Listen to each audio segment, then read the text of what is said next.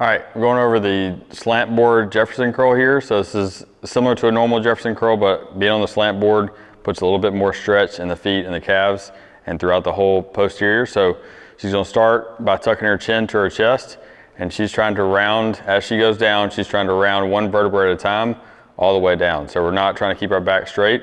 We're trying to get as much flexion as possible throughout the back right here and going all the way down, using that load to help pull. And you can hang out there and take an exhale, a good exhale to breathe and get down lower, and then slowly do the same thing, trying to round one vertebra at a time on the way back up. This is the slant board Jefferson curl. I like doing these. You can either do reps, so you can do like 10 controlled reps, or you can do less reps with like a 5-second hold in the bottom, or you can even do just like a 30-second hold all the way down. Let's do one more.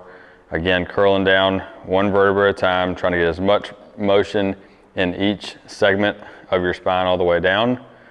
And then, like I said, if you do a 30-second hold, you can focus on taking some nice deep breaths, and every time you exhale, you're getting a little bit more range of motion in that length of that position.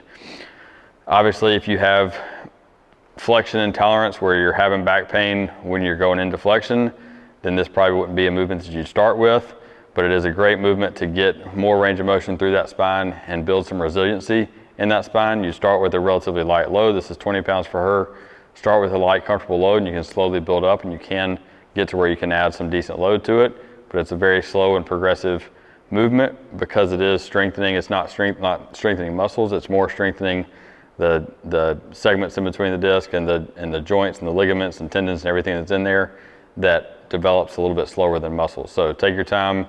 Do this as a cool down after a heavy squat day or deadlift day where you're kind of trying to decompress the spine a little bit. And it's a good way to help the posterior chain and just your overall CNS recover after a heavy session like that. That's the slant board